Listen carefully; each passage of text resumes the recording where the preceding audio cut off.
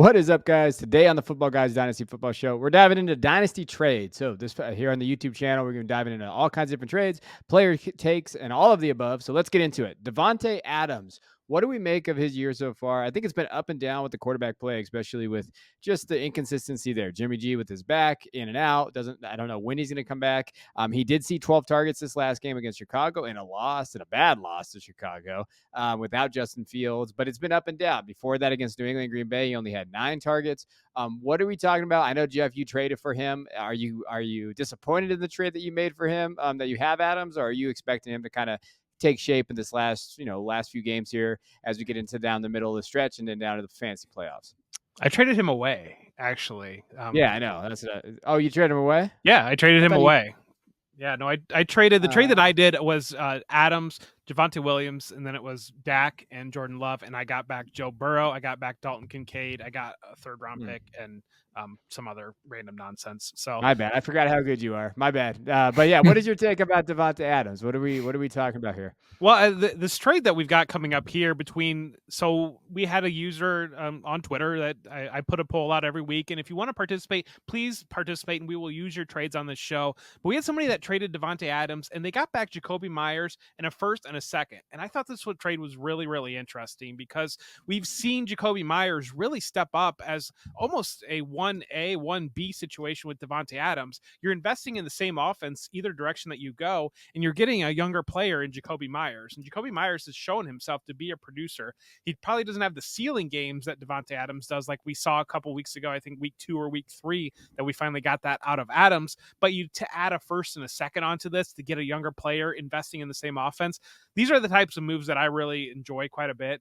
I don't know. I think that there's been a lot of hand-wringing about Adams, but he's also been injured, and I think that that's been under talked about a little bit. I don't know that underreported, but definitely under talked about when in fantasy circles, because I've seen reports that during the week he can't lift his arm above his shoulder, essentially, because his shoulder is so injured, and so he's toughing it out to go out there and play every week. And I think that that's because he's doing that. People are seeing, well, he's on the field, he's ready to go, but he's not really himself. Last week, we obviously saw Jimmy Garoppolo out of that lineup, and with Brian Hoyer, with Aiden O'Connell. I mean, the ceiling's going to naturally be lowered there. They just missed him on an end zone target that he was wide open in later in the game that would have saved his week, that Jacoby Myers actually ended up getting the touchdown on. So we've seen that touchdown production swing back and forth between the two of them.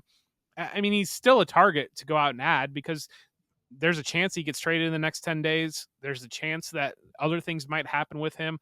And we've seen that with Jimmy Garoppolo at quarterback, at least, he still does have that elite ceiling. Yeah. So, I mean, the difference between Davante Adams and Jacoby Myers is less than 1 target per game. Jacoby's averaging 9.3 targets per game. Davante is up at 10.1, and that is bolstered by a week 3 where Davante hit 20 targets. And so I think, when we're talking about this deal, though, when you're able to add a 1st and a 2nd, that's a deal I really like, because this is, while I still believe Davante Adams is one of the top 3 to 5 receivers in the NFL, that doesn't always translate to fantasy points. And we've kind of seen this is more of a split in terms of production. And so if you might be downgrading a little bit on going out and getting Jacoby, but if you're able to add a 1st and a 2nd, both in this upcoming draft, as assets to maybe flip in the future, or you just, make those picks, I think that that's a really good move for a receiver that it's, there aren't a ton of signs that he's slowing down, despite being kind of to that age where receivers start to slow down. But the elite ones tend to stick around for a little bit longer. On the flip side of things, like, he is getting up there in age, and I think, we've kind of seen his dynasty value fluctuate a little bit in season, but also before the season. I added him preseason. I flipped Jordan Love and AJ Dillon, and I swapped 2nd-round picks, and I acquired Davante, and I'm happy with that too. And so I think that this could be a situation where you're feeling like both sides win the trade, because maybe that Davante Adams manager is going and getting a championship, and the Jacoby one is still competing and also adding a 1st. Yeah, I think for me, context is a little bit important with Jacoby, though. Like, yeah, he did look good. Last 3 weeks, he's been finished 10, 14, and 10 in terms of fantasy production there. He had a touchdown each one of those games, though. And I know he had those 2 touchdowns that first week. And it's been nice. Hey, he's scoring those touchdowns, and we see that. But in the couple of games that he didn't have a touchdown, he finished 69th and then 27th overall. I don't necessarily think he's a top 14 guy. I think he's probably in that middle tier guy. I like it in the first and second for Davante. If you're going to go get that first and second. But I think this deal maybe in a few weeks looks like let's say that first and second is late, and then Jacoby kind of falls back in that wide receiver 3 area, and then you just traded Davante Adams for that. Like I still would. I don't want to tear down that far from like a piece. Like if I can tear down a little bit and get maybe a little better wide receiver than Jacoby Myers, I'd be okay with that first and second. I don't know where that tier is at because his value is all over the place. And then when you talk about dynasty, people hate old wide receivers, so it really is going to be a league dependent. Like where does that tier look? But when you look at the wide receivers, I mean. I don't know. Could you maybe get George Pickens and something back for Davante Adams? I know George has kind of played well, but if you like George in those other areas, Godwin maybe tear down the Godwin, get a first, something like that if you can. I would more like to do that than you get Jacoby. Like I like Jacoby and he's looked okay. But again, this offense might change. McDaniels might get fired. Like there's a lot of things that are unknown in the Raiders. So I don't mind the deal. I just think that if you're going to tear down, you tear down for a better maybe asset. Do you think that maybe you could take Jacoby in that second and tear down into those players that you're talking about, or move into those younger players and keep that first and kind of like split this up as a 2-pronged deal where you grab that first off of this, then you go out and grab that young wide receiver off of it as well? But I think you do make a good point on Davante Adams. And we saw this year with Keenan Allen, with Mike Evans, like all it's going to take is the Raiders not having a good quarterback solution. And if this injury is real, if his production declines a little bit through the second half of the season, you're going to have an entire offseason of narratives about Davante Adams being done and him falling into the 6th, 7th, 8th, 9th, 10th round of startup drafts, because we've seen this over and over again for these veteran wide receivers. Yeah. And to that point, like we know that, right? So we understand that his value is pretty much on the decline no matter how you spin it. And so I guess like if you're going out and getting a Pickens, I don't think you can add a first. Like I don't think you can like I don't think the Pickens manager is going to say, "Yeah, I'll give you my Pickens and a first for Davante right now." And so that's why I kind of like this deal. And I'd like the idea of maybe splitting it up like Jeff suggested. But I kind of agree with you too, Kevin. Like Jacoby is widely thought of as maybe a top 48 dynasty wide receiver, even though he's kind of performed ahead of that. Like it's just the perception of what the value is. And quite frankly, I think that is a big tear down. Yeah. All right, before we move on, take a moment to like this video, subscribe to the channel so you never miss an episode. Comment below if you're watching on YouTube with your questions, recent trades, or thoughts on the topic. And if you're listening on podcast, make sure you leave a 5-star review. Also, make sure to head to footballguys.com/plans to become a premium subscriber. Elite subscribers get custom Dynasty content for less than $15 monthly or $70 annually. We have the best Dynasty content in the fantasy football industry. Join today. All right, let's dive into Austin Ekeler. So we're just going to stay on this train of just old players, I guess, old running backs, and talking about what we're trying to do with Ekeler. It's interesting with Ekeler. He's been banged up, and that's just to show the games. He's only played in 3 games this year. When you're looking at the numbers, they're not amazing. 189 yards. He has a touchdown. He hasn't looked great in fantasy. I think he just has that upside though because he has that pass catching. The first week, obviously, he looked really good. The last couple of weeks coming back from an injury, he's been basically a running back 3-ish, kind of 4 in that area. The deal that we have here is Austin Ekeler, Adam Thielen for Treylon Burks, a 1st and a 5th. So we're going deep in here. Alex Korf, I think is how you say his last name. I don't know. My bad if I messed it up. From Draft Shark submitted that one. So appreciate it, Alex. What do you think of this deal, Jeff? I just think this is an interesting deal because so often I have trouble, like at Adam Thielen, I have trouble valuing him. And in my leagues, people want a second for him. And I don't feel comfortable giving a second for him, even though I think that the production that he's given is real. But I think you get so many times you get these players that waffle in between, I'd like to get a first if I'm trading him, but you'd only give me a second. Like there's so many guys that land in that tier. And I thought this trade was an interesting way to broach some of that a little bit, to kind of balance that out a little bit, giving that first, and you include Burks, but also you get Ekeler being hopefully an elite producer still, and Thielen gives you immediate production on a contending roster. And so I think it's interesting way to approach some of these things. And that's kind of what I tell people if they reach out to me on, I'm thinking about acquiring Thielen, and I tell them, okay, well, maybe instead of giving, like, I've had people ask, well, people want a second and a third for Thielen, and I like Thielen, but I don't want to give a second for him. And so I offer up, like, why don't you take that third, and why don't you take maybe a younger wide receiver that you don't really believe in, like maybe if you're out on Sky Moore or something like that, and then bring that to the person so that they can say, hey, I'm getting a 1-for-1 positional replacement in a younger player. Maybe they like that player better than what you do. Plus I'm getting a draft pick in it. And for Thielen's example, is found money this year. And so I think thinking about how to bridge some of those gaps between I want a first, I'll give you a second type players. Yeah, my initial reaction on this trade was that I don't really love the idea of giving up both Eckler and Thielen, who I think can perform at top 12 levels, for that. Traylon Burks is, a guy that we've kind of all been down on. I still am.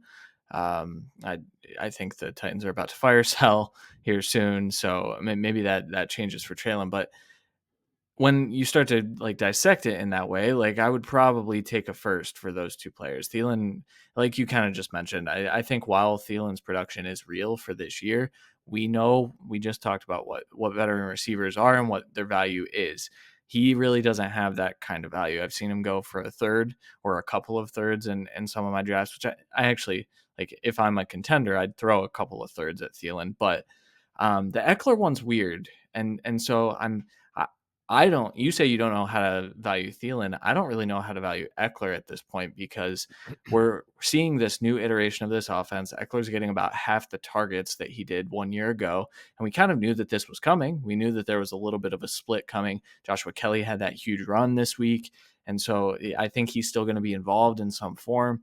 And so I'm not certain that we do get top 12 production out of Eckler. So if I'm on the Traylon first, fifth side, I think I'm pretty happy with that. Because I think now is certainly the time to get out of Eckler, who's also up there. Like Kevin mentioned, this is the olds. This is going from the olds to the youngs. And I like to have the youngs on my teams. I would say this.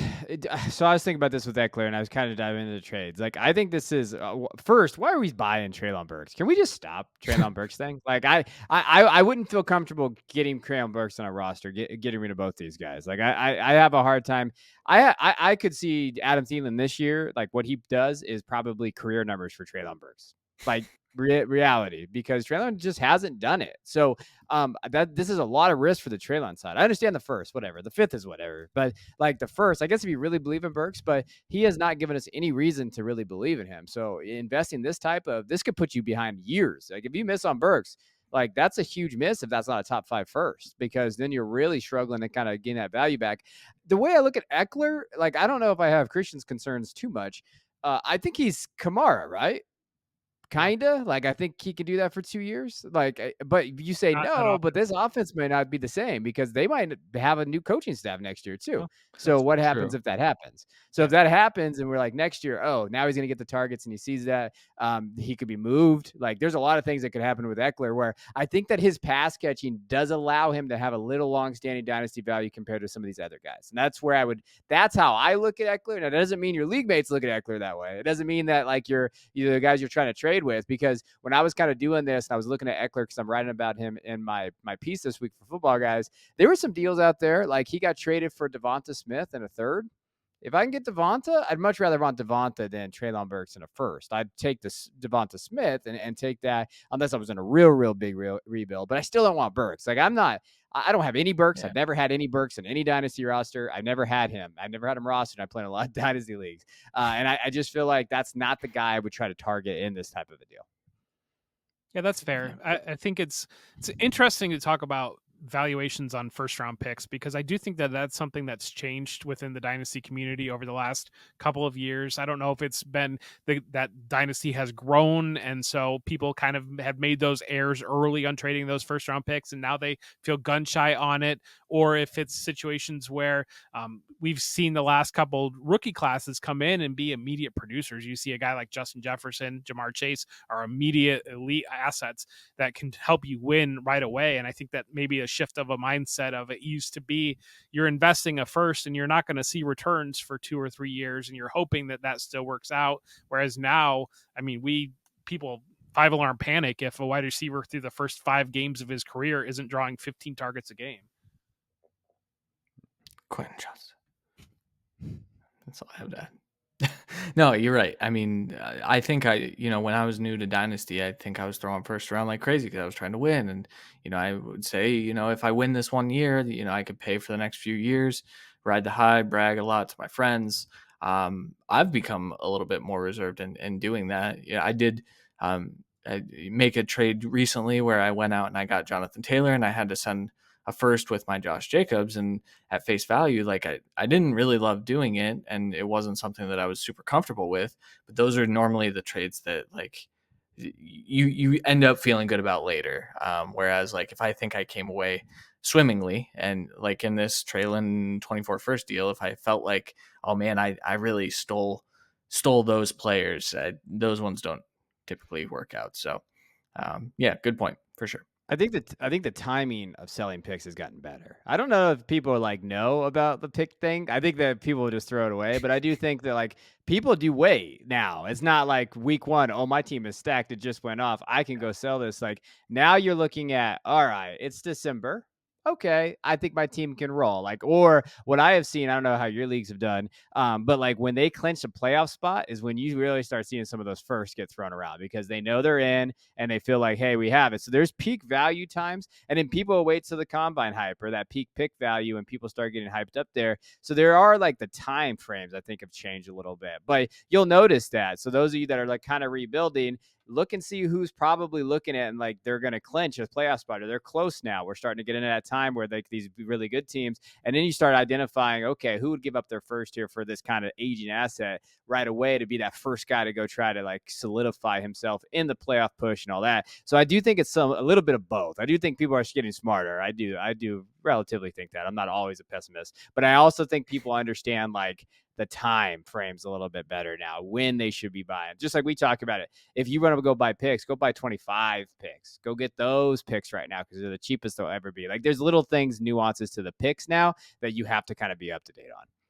Yeah, and one of my favorite things on trying to acquire first is kind of look for maybe that team that was, we're kind of at that point, past this point now, but I just throw it in there. But early in the season, look for that team that was in like the championship game last year or something, but has an older roster, and maybe is one key injury undoes that roster. And those are the kind of picks that I want to go out and acquire, because then you're rolling the dice that Patrick Mahomes gets hurt or something like that, and that team completely falls apart. But yeah, I think they made great points. Yeah. All right, let's go over to Jahan Dotson, a player that I don't have much shares of either. He was not someone that was really on my radar, but I know a lot of people were expecting a breakout this year. Like when you think of it, like people really thought he was going to kind of break out. But I mean, I've seen plenty of articles say he's a drop in, redraft completely, which does not bode well for dynasty value because they mirror each other. And when you see, they definitely do mirror that. And when you're looking at his finishes, 151 in week 6, 57. The highest he's finished this year was 28th week 4. And that was 12 fantasy points. Not going to give you a lot there. So we had a deal here that someone kind of sent out. Jahan Dotson for Romeo Doubs and Trey Palmer. That's gross if you're a Dotson owner, because you definitely had more value heading into the year, and you've seen us kind of plummet there. Like if you have Dotson, I feel like it's kind of a hold. But where are you going with this on this deal, Joe? I've been trying to acquire Dotson based upon kind of the temperature on where people are at right now, because I still believe in the player. I think that it's just in a situation like this past week, there were between him, Curtis Samuel, Logan Thomas, and Terry McLaurin, they were all between 7 and 8 targets, like all 4 of them, and they were all kind of just very dispersed. And I think that you're seeing situations where we saw Logan Thomas go off on an island game on a Thursday night game, and that kind of spiked people's opinions on what's happening in Washington. But I think that you're kind of Eric Bieniemy's working in their offense. I think Curtis Samuel's playing good football, so they're making sure to involve him. Terry McLaurin's back healthy, and he's still going to be the number 1 receiver. But you're getting disappointing production from Dotson. Part of it is last year you had just incredible tight end luck or touchdown luck with Dotson, because I think it was like 8 or 9 touchdowns last year that it was just out. Like it just didn't line up with whatever the targets should be. But then just the narrative that coming into the season, everybody was just convinced themselves that he was going to take over for Terry McLaurin because Terry McLaurin was just old and boring now. And that didn't happen. And so now you're seeing the knee jerk reaction in the other way. And so like I in the league I traded Mike Evans for Jahan Dotson, and like I'm a little bit of rebuilding situation in that league. And we could talk about Evans in a little bit about the valuation on some of these veterans receivers. But I don't want to sell Dotson right now based on the market, but if I can buy him for the right price, I still believe that he's a first round talent, and I think he's still turned around. I'm torn on this one because I wasn't ever really a Dotson believer. I think I became more of a believer watching him play last year, and that's kind of it bit me in best ball and in redraft this year because it just isn't panning out. I think a lot of people underestimated how involved Curtis Samuel would be in this offense and how good he has looked when healthy. And I think they underestimated how bad this offensive line was going to be. I think that is very much so a contributing factor to the lack of real, production from any of these guys. I think Terry McLaurin's had a few good games. Like you said, Logan Thomas had that island game. Curtis Samuel had a couple. I think that means that Jahan Dotson is due, right? I think that his time will come at some point. Now, what that means, I'm not sure, because right now I would say his ceiling for the season is probably, maybe top 36 if he starts to turn it around. I don't actually know where he's sitting right now. It can't be good though, with the slow start. So in this deal where you're kind of getting Romeo Doubs, who I've been on this for a little while. I feel like I'm a truther now.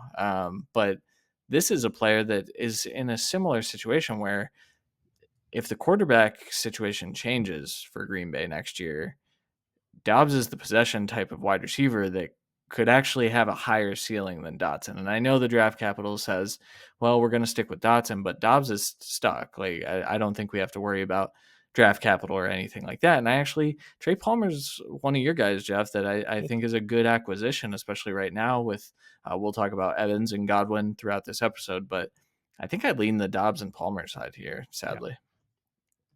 I think so. You're a Dotson buyer right now, right, Jeff? I know. Hold on, don't yell at me. But so like if you're buying, so just to give context of like the offense is not amazing. They're gonna probably get a new coaching staff, right?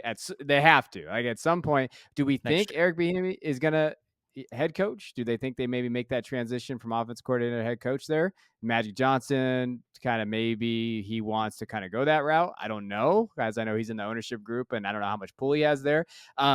If not, we've talked about this before. This is okay. Now we're going to get a whole new coaching staff, and that's concerning, right? For a wide receiver that may not fit that system. That we look at Rashad. We've talked about kind of how we've seen some of these guys who we really were propping up, and he hasn't been injured. But what happens if he falls into a system that doesn't fit him?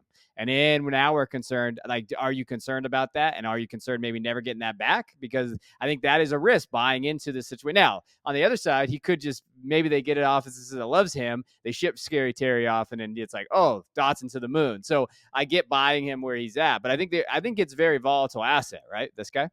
Well, and it is, but you mentioned, if McLaurin's not in that offense anymore, or maybe if Dotson goes to another team. I mean, you don't know how it's going to play out. Some of it, I view it as, like we talked about a couple minutes ago, that bridging that gap between a first and a second. Like if I want a first, you'll give a second. I think Dotson is kind of one of those ways to bridge that gap, where if you're in a rebuilding roster or you're not contending right now, and maybe you do have a veteran player that isn't serving you, and maybe you can't get a first round pick for nobody in your league will give you a first round pick for Mike Evans, but you can go and get Jahan Dotson, who is a player that did produce last year. He did score those touchdowns. Those didn't just magically appear. I mean, the talent was there, and he is a first round pick. And so that's where I view it as kind of a just like one of those, a detour to step into, instead of buying a rookie pick, buying a player that is disappointing this year, but we still believe in the talent. Okay. I just asking questions. Well, and I think that's correct, right? Curtis Samuel's in the last year of his deal, and while I think a lot of people underestimated him, it's worth noting that he is a big part of this offense, and if he walks away, even if Bieniemy is the guy that steps in, because I think you're right, Kevin. I don't think Ron Rivera is the coach next year, just at this current pace with how this team looks. Maybe I'm wrong, and maybe that doesn't happen. But if I had to project forward, I would say Dotson's the wide receiver 2 for a new coach next year. So I don't know. But once again, I'm torn because I was never really in on Dotson. So That's where I'm at. Like, I was never in on Dotson either. So I don't know. For me, he's one of those stay away players in the fantasy and dynasty to where I'm like, I'm not comfortable doing it. A guy like Jeff is. That's what's great about dynasty. And that's what kind of shows you the difference in strategies here. But like Burks, Jahan, these guys, I'm like, nah, I can find a Burks or Jahan in the 3rd round of rookie drafts next year. That's how I look at it. Like, that's kind of how I attack it. But I get I'm gonna go get this guy. I love Romeo Doubs though, so like I have a hard side. Like in this deal, like I like Romeo because I do think he fits that offense. But again, the quarterback situation in Green Bay is interesting to say the least. All right, let's jump into a few more, and then we'll get out of here. Trey McBride. So Trey McBride has kind of come on a little bit. Tight end 12, tight end 18 the last couple of weeks. Seeing his targets go up a little bit. This team is kind of in flux. Ertz might be gone. I don't know what's going on there in terms of Zach and the trade block or what's going to go there. So Trey McBride for 2/3. That's pretty cheap for Trey McBride in terms of the 2nd-year player here. Where are you leaning with Trey McBride in 2/3, Jeff? I'm on the Trey McBride side on this one, on those thirds. I mean, this is a player that he was borderline first round pick last year. If you flash back to rookie drafts, especially in super flex formats, he was going early 2nd round. And so I think early in the season, you saw Zach Ertz kind of be that primary receiver. And I don't know if it's just been injuries or just the natural recognizing where the franchise is in their competitive cycle. But over the last couple of weeks, they kind of pulled closer in snaps, and then eventually Trey McBride passed him, and then finally this week he passed him in targets. And so that passing of the torch, I do believe, has happened, and Ertz, I think, is a player to look out for if maybe he gets moved before the deadline. But right now, I feel like you're buying low on Trey McBride, who has shown himself to have beaten Zach Ertz out for that job, and you're going to have Kyler Murray stepping into that offense very soon. And so I think that this is a great opportunity for another one of those guys that because they didn't pop right away as a rookie, people get people panic about that, but we did see a great game the last week of the season last year. Right at the end of the season, Trey McBride played very, very well towards the end of last year. And so I think he's a great under the radar acquisition where maybe because he hasn't had a touchdown yet and he hasn't had any spike weeks, even if he was tight end 12, it was kind of like still back end there. And so it's a good move to go out and get a young player that I believe in the talent, at least. You guys ready for some analytics? No, Always. Never. But go ahead. Always, never. Perfect for our show. So he's 3rd in the NFL in routes for yards per route run. Like he is performing, and it is very clear that he's. I mean, if you look at like Pro Football Focus grades, like he's checking a lot of boxes this year. Everything that you want to see from a year 2 tight end. I know we've gotten to like the point where there isn't as big of a learning curve because of how NFL offenses use their pass catching tight ends. But Trey McBride is also, this is his 2nd year, and he's in a new system that is taking advantage of him, that is, scheming him up a little bit better. And I think moving forward, I would much, much rather have Trey McBride. I was drafting McBride, I think, in tight end premium leagues last year. I was comfortable with him at the back of the first still. Just because you could see this kind of path forward, and we did have to wait a year, but throw this tight end on your taxi squad, activate him. So don't send me offers of 2/3 for Trey McBride. I will not give him up. Yeah, I mean, I think price-wise, you got to go grab him here. I think to the point about like tight ends don't need time. Cliff Kingsbury was running one of the worst offenses in the NFL last year. He gets fired. Now he comes back, and now he's in a system Drew Petzing's system is really interesting. I don't know if you guys have dived in it at all. I'm fascinated by it because it's really different than what we're seeing like McDaniels and Shannon and all these guys do. It's the nuances to the offense is a lot different. I think it took McBride. It's almost like he's a rookie again because he didn't learn much last year. They didn't have a system that fit him very much. Now he's in this Petzing offense. He's probably like, oh my God, this is an NFL offense because I haven't been playing in it. And then now you see this kind of difference in his play style, and it's getting a little better. So, and I think he fits really well. I like this offense. I kind of like the Cardinals coaching staff and a lot more than people think. So like when we're thinking, hey, coaching staff's doing well, you have these pieces, you have Kyler coming back, this is an offense you might want to buy into. And this is probably the cheapest piece on this offense that you want to buy into right now. And especially at a position that you need a tight end that can kind of help you into that top 12 area. He gets a touchdown. He's a top 10 guy, right? He looks like that this year, these last 2 games. So Trey McBride is to me a buy as well. Like I like that call. I think Trey is one of those guys that you get in there. All right, let's put both of these together since they play on the same team, shall we? So Mike Evans and Chris Godwin. So we're just looking at these trades here for Mike Evans and Chris Godwin. Bucks have been up and down. Baker Mayfield's been up and down like his whole career. But Mike Evans he was on everybody's must-sell list heading into the year. But you know what? He's kind of performed. We've seen the targets. We've seen him. He had a touchdown this last week. He's kind of, he's had 3 top 12 finishes. He's had a couple that were kind of, but the targets have been there. He had the 2 games that he didn't, or the 3 games that he didn't finish in the top 20, he still had 23 targets in those 3 games. So the targets have been there, maybe not the efficiency. So this deal was Mike Evans for Jaden Reed, a 24 second and a third. To me, I'm smashing Mike Evans on that side because I'm still believing the talent the next couple of years. I want a first back. If I'm not getting a first back, I'm not moving Mike Evans. Is that where you're at, Jeff? I mean, as somebody that drafted Mike Evans in analyst leagues during startups this year, it's really hard to get a first for him. And so it's kind of, and he's dying on my roster, baby, because I am not selling him for not a first. Yeah, but it is hard to get for a first for him. So this is kind of another one of those pivot deals where Jaden Reed is a young player that I think is showing well. I mean, it's tough because we have love for Dubs, and Christian Watson has proven himself capable of making plays, at least when he is available. So Reed kind of, I feel like, is stuck there unless they get a better quarterback situation and then get a second and a third. But it's a clear contender versus rebuilder move. And so it just kind of depends on what direction you're going for me in this one.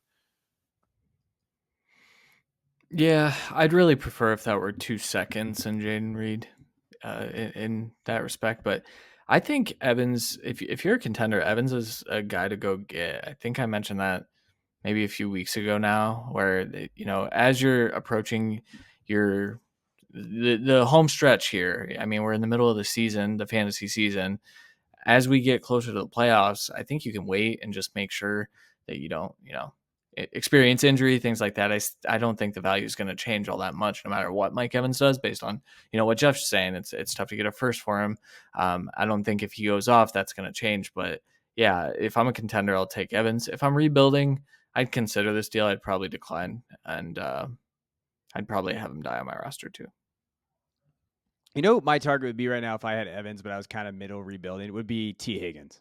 I would try to go Evans and a third for T. Higgins. I wouldn't mind giving up maybe a draft pick for T. Higgins. You really think somebody's going to give you T. Higgins for Evans and a third?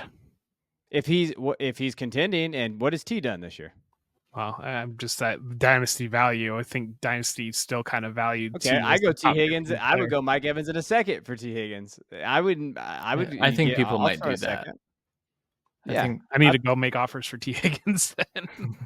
I mean, he's fallen down. Like I've seen T. Higgins lower in dynasty rankings than I've ever seen T. Higgins before in this entire last 3 years. He is there, but that is an offer. Like I looked on Fantasy Football Trade Database right now. There's one Robert Woods and Mike Evans for T. Higgins. Well, that's kind of a third value. So if you can shift that, now that's league dependent. But if I'm going to go pivot down from Mike Evans, I'm doing much more than Jaden Reed. Let me go see if I can get one of these guys that's kind of on the outs right now, hasn't performed, and maybe just capitalize on it. Because every league is a microcosm. You can go get some of these guys. Chris Godwin, real quick. Josh Palmer for a 25 first and a 24 early second, because they can predict it. So that's where we're going here. what is your take on Godwin? Hasn't been amazing. Targets have been there though. Quarterback play is not great, so the targets have been there. He's sitting at 27 though. He's starting to get in that range where Chris Godwin's been in the league for a few years, and we haven't really noticed it. Where are you at with this deal, Jeff? I was telling Christian prior to the show that before I wrote my article this week and dove into the targets, I had the impression that Godwin was really struggling this year. And then I pulled the numbers and he's on pace for like a 1,200, 1,300 yard season. It's just he hasn't scored a touchdown yet. And that's really just, you'd have to think that touchdown regression would come around on him. I think this is an interesting deal. I think part of Josh Palmer, I think, is another interesting part of this deal. This is another guy that we were talking about pre-show where I view him as, I think maybe the consensus on him is maybe he's a plug in like this year, you get some production from him. But I think he's a long-term play on that Chargers offense with Justin Herbert. I think that there's clear connection between the two of them. I think he's still a youngish player. I love these guys that everybody was in on last year and got an opportunity and they didn't perform.